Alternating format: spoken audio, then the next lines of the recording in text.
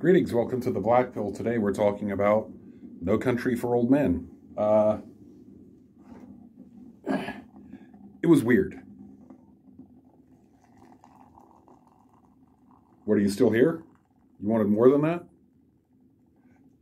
Okay, let's go. No Country for Old Men. Spoilers ahead for a movie 14 years old at the time of this recording. Spoilers. You know, if that worries you, turn it off.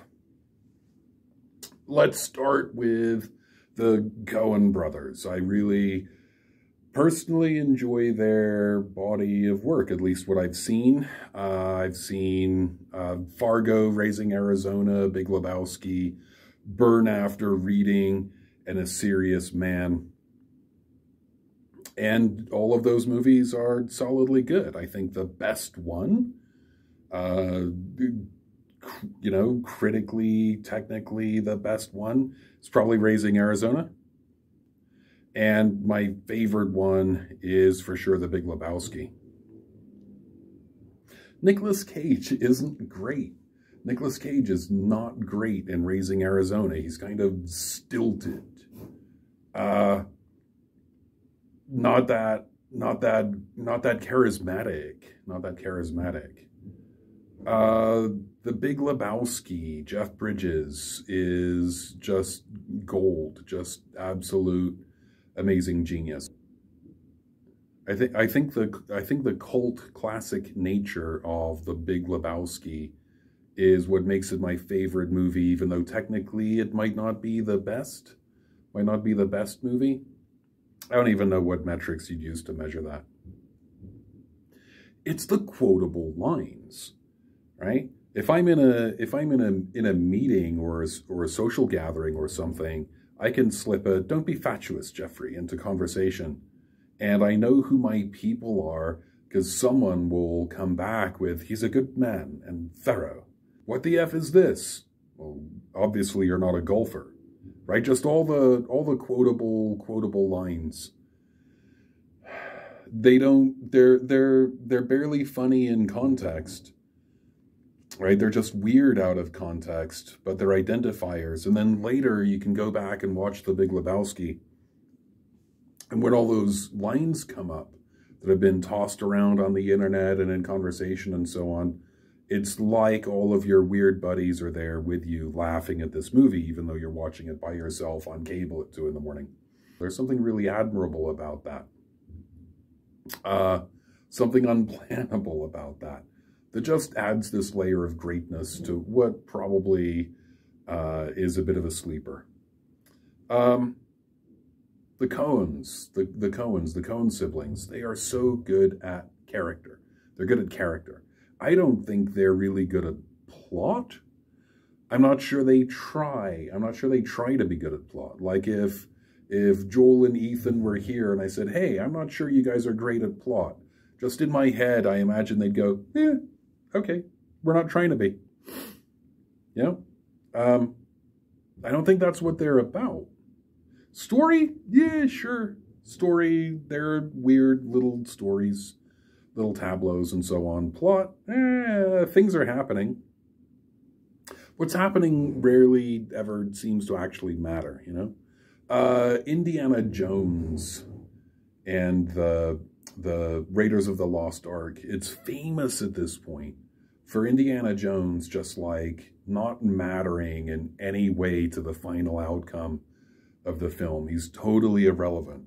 The Nazis are after this thing, and he does a bunch of delaying tactics, and eventually the Nazis get the thing anyway. You know, if he wasn't in the movie, then they would have gotten the thing a little faster, and he wouldn't have gotten beat up along the way. He doesn't change along the way. He's still the same character he always was. He doesn't learn anything. He doesn't, you know, his presence in the movie is completely irrelevant. When the reboot of Mad Max came out, right, those same criticisms leveled at the Mad Max film. And I don't know if like Spielberg or Lucas or whoever and what's his name in them, I don't know if they did that on purpose. I don't know if they did that on purpose. I'm pretty sure the Coens do it on purpose. I'm pretty sure that's the case because it's so consistent in their movies. Okay. All of these films, they just strike me as character sketches. They're character sketches that have been fully extended into character portraits. They just seem to be way more interested in quirky people than in like grand overarching narratives or heroes' journeys or any of that stuff. That bugs my wife no end. She doesn't think The Big Lebowski is funny, not in the least bit. She totally does not see the point of Raising Arizona.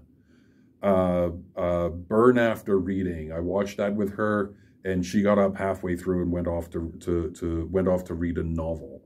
Like, there's a plot, and it's weird, and it's convoluted, but it doesn't matter. That's not what the movie's for. Just the weird, bizarro characters doing weird, bizarro stuff. That's the point of the movie. And that stuff has me in stitches. Not because anything really all that funny ever happens, honestly. But just because the characters are so strange. So like out of place. And in some ways, so like authentic, you know, existentially honest.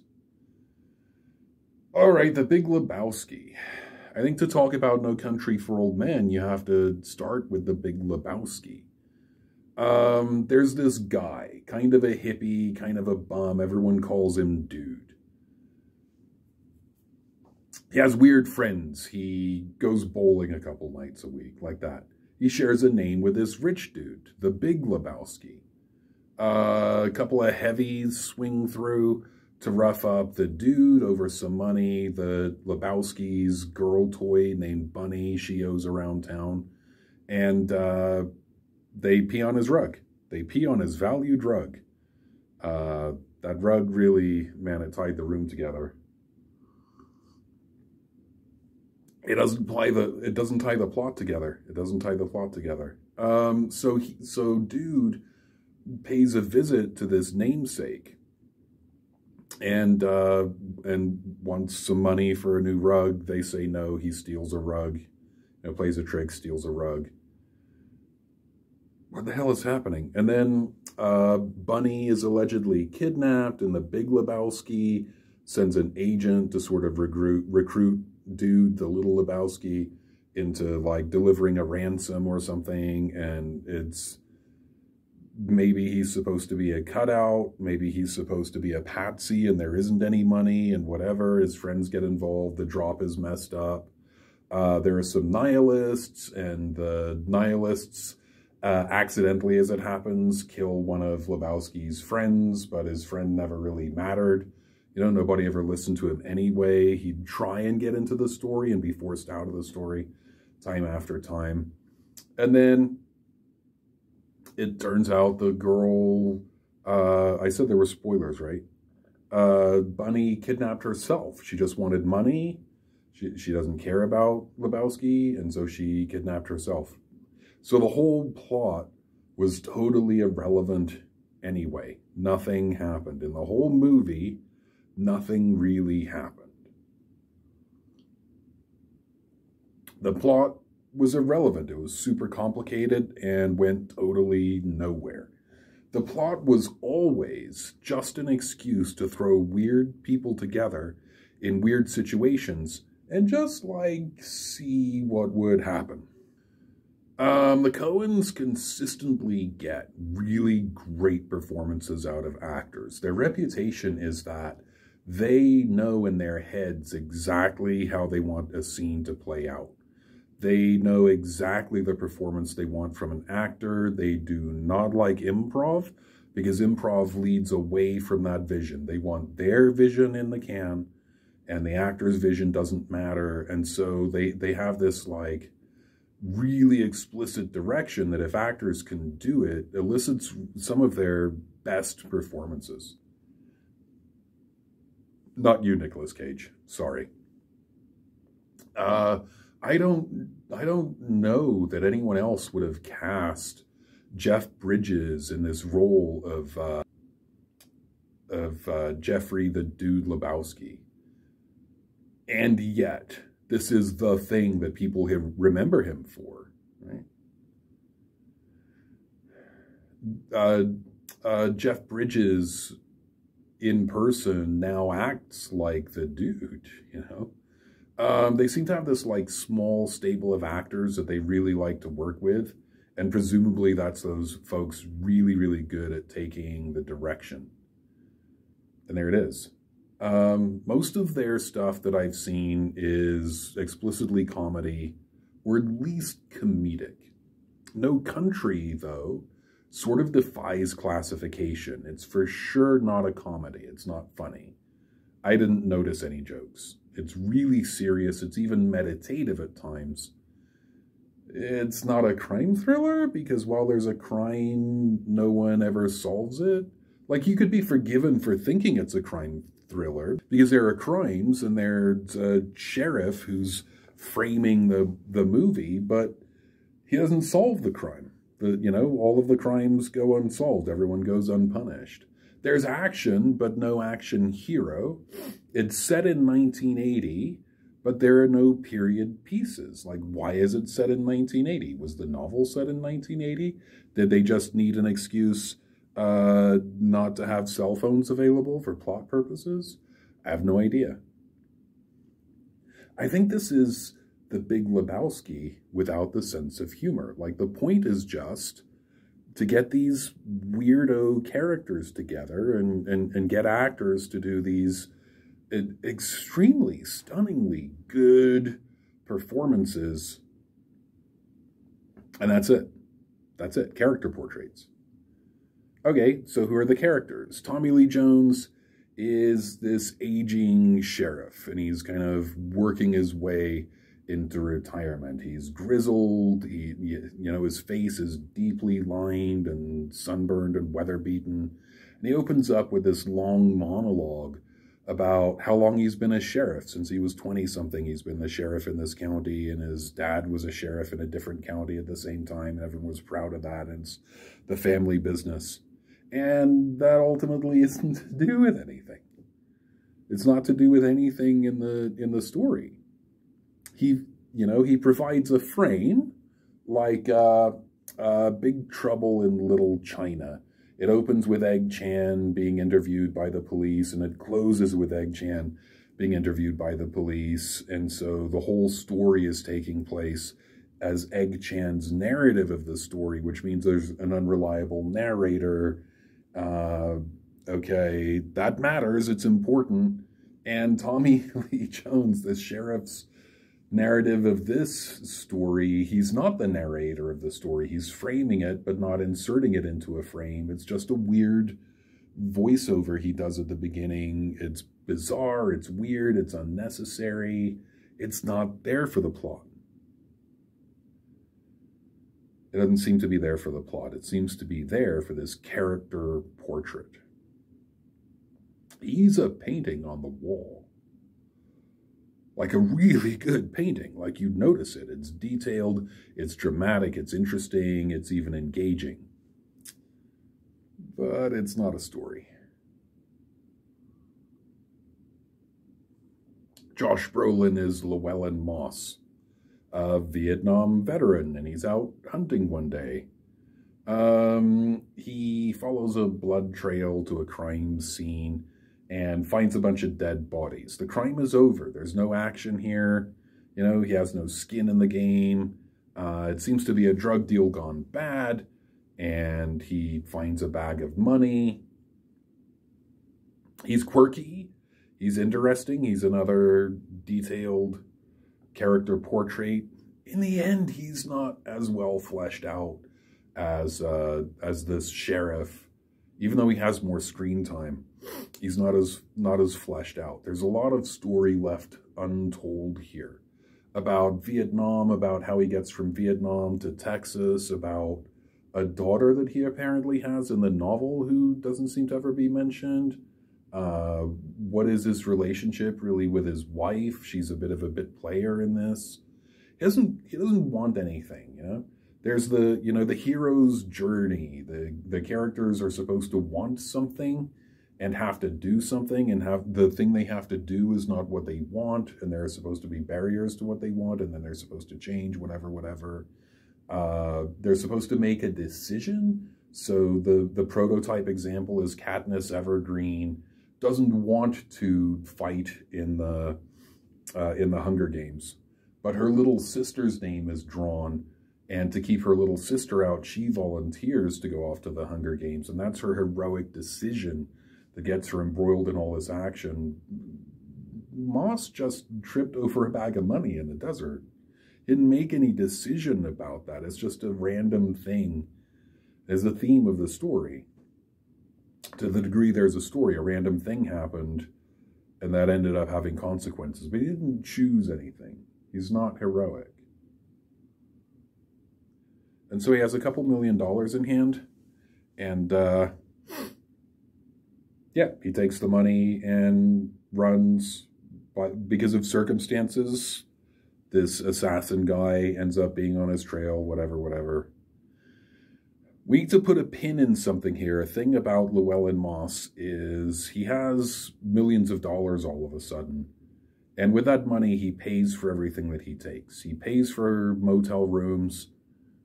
He pays for clothes. He pays for boots. He gives bonuses to taxi drivers. At one point, he needs to get across the border, and he looks like absolute hell. And so there's these guys coming back from a party in Tijuana or something, and he buys one guy's coat. You know, I'll give you $500 for that coat. He could have said, I'll give you $50 for that coat.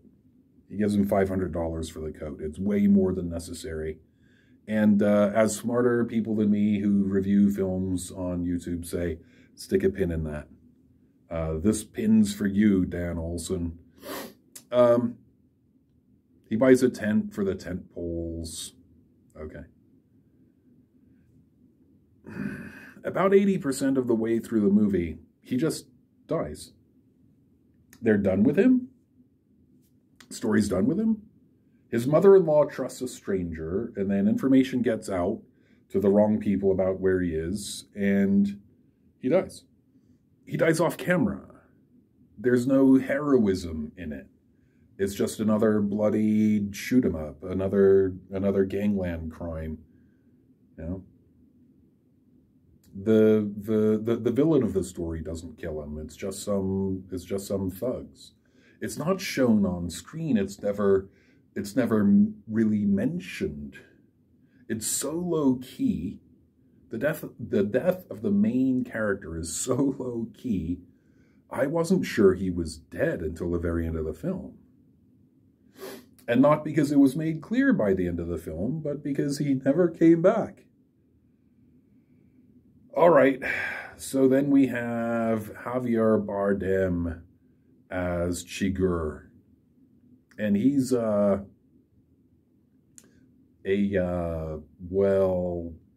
he kills a bunch of people.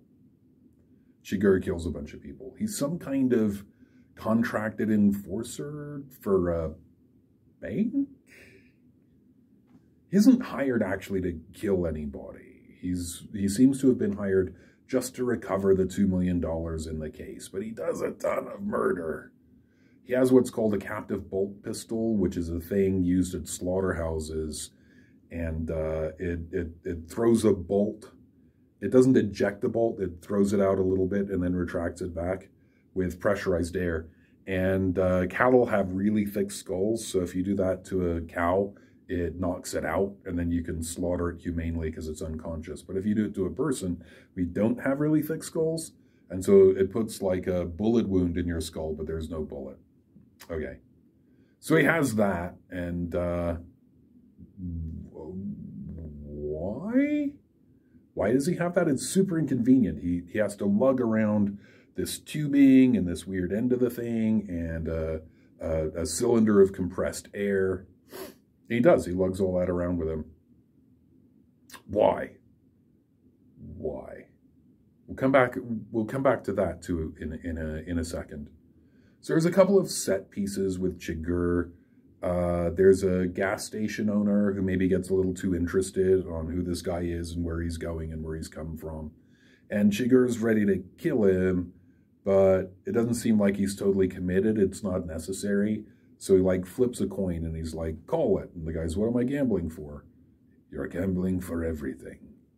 You know, the guy resists calling it, but eventually he does. He calls heads. The coin is heads. And that's that. You know, Chigurh walks away, wanders off. Is that relevant to the story? No, it's just some rando. He's killed plenty of randos. Okay, so Chigurh, he's like a tough guy's tough guy. You know, he's totally psychopathic. He doesn't show fear. Doesn't show any emotions at all, really. You know, he's stoic through injuries. He gets shot at some point, and there's this really long scene. Oh, this is a great movie if you want to see Javier Bardem naked on a toilet. There you go. There's a long scene with him stitching himself up with needle and thread and scissors and tweezers and whatever. It seems like he feels pain. He reacts to pain, but stoically. And he does whatever he does, even though it hurts. And there's that. Woody Harrelson's in the movie for some reason. His character, I guess they cut a lot of characters. They cut a lot of side characters. And Woody Harrelson's character they left in. And I'm not certain why, because he really is not at all necessary to the plot. He gives us a couple of external descriptions of Chigurh, but he doesn't tell us anything we didn't already know. Stephen Root is in it. I love me some Stephen Root. He's wonderful. The radio, news radio with Dave Foley. He was great in that. Amazing in that. Here, he seems to be mostly there to get shot. Like, there is a plot, and the plot is in the background. If you can follow it, and Stephen Root's character is part of that plot, but the plot doesn't matter. So there, he's mostly there to get murdered.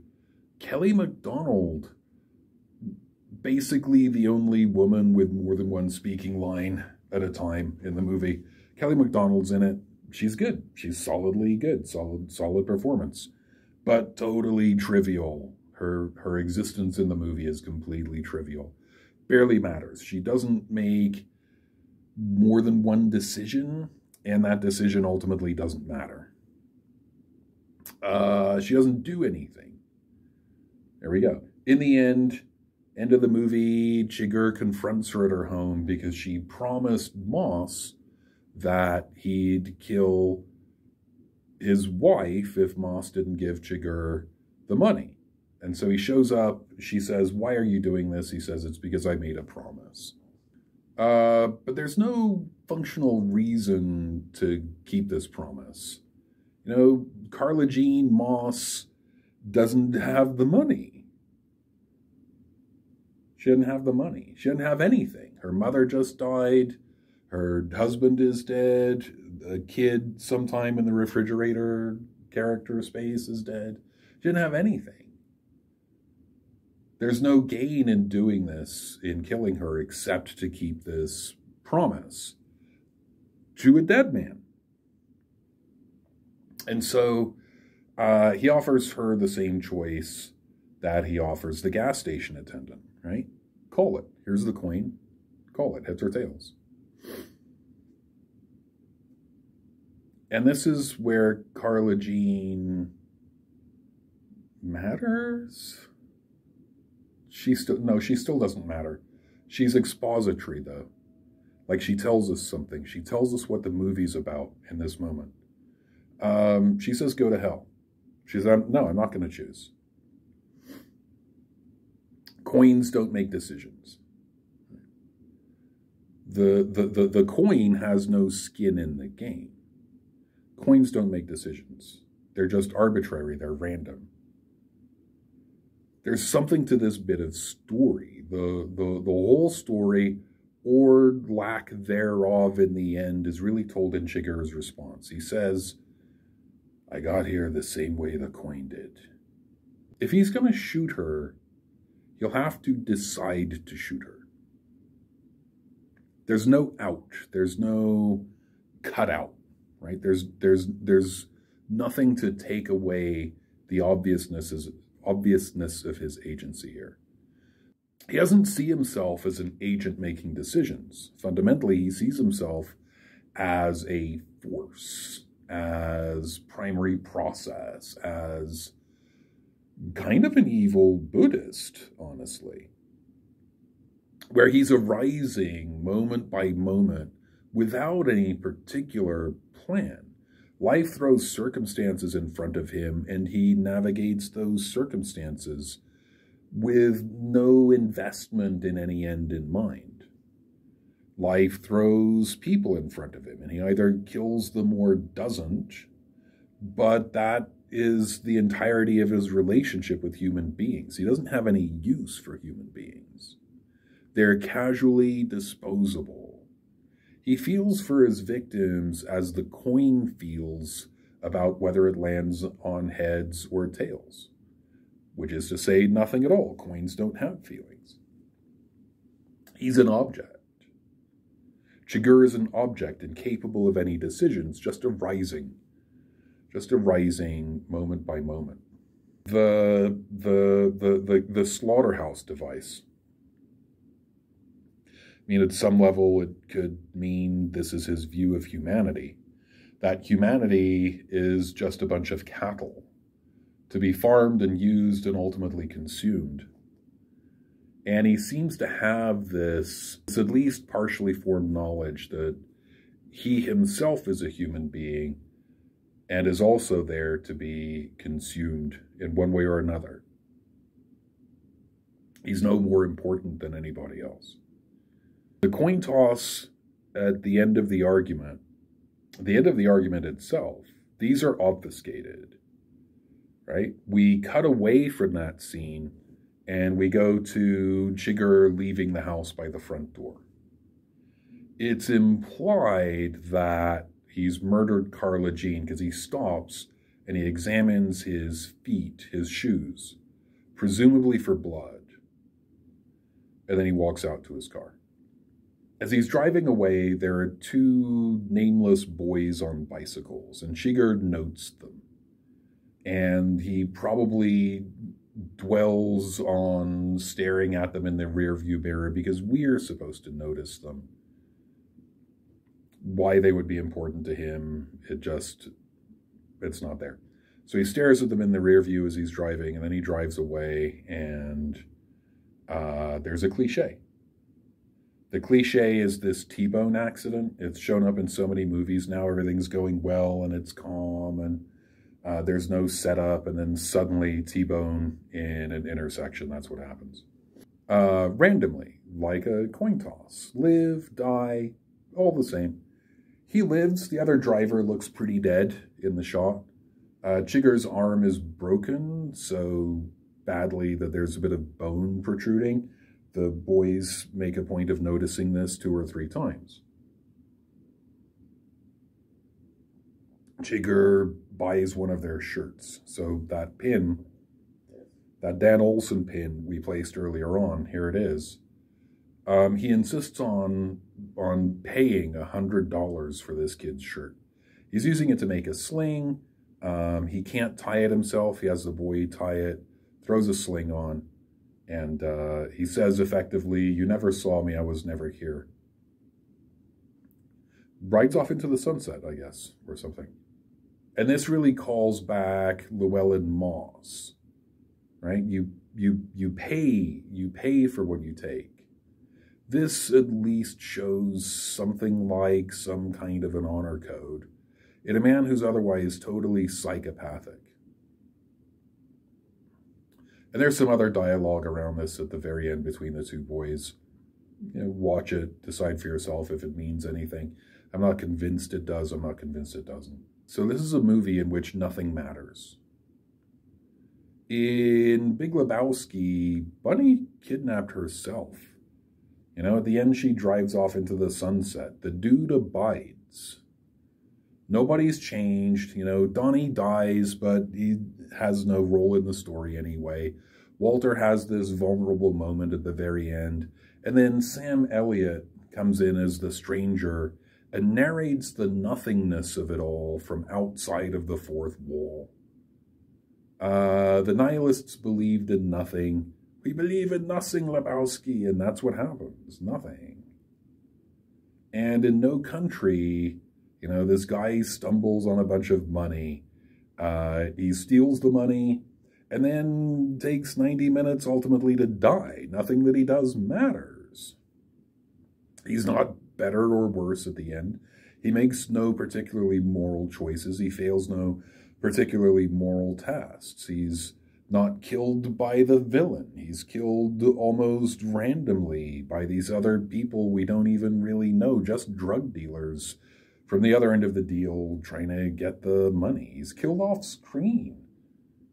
You know, his death explicitly doesn't matter because he explicitly doesn't matter. His face is never shown again. He's a nothing. There's this recovery guy. He kills a bunch of people. Nobody matters. No one we care about dies on screen. And Tommy Lee Jones steps in at the end as Sam Elliott, as the stranger, just to tie up this story in an explicitly irrelevant way, with some dreams of his father. So I watched this thing at like 4 o'clock this morning, and by the end it was 5:30. People were starting to get up. It was getting noisy. And I didn't quite catch all of the end. It seems to me, he said, he had 3 dreams about his dad. And then he describes 2 of them and leaves the 3rd one open. But, like, correct me if I'm wrong about that. Have no faith in that interpretation. But he wraps up talking of dreams of his dad.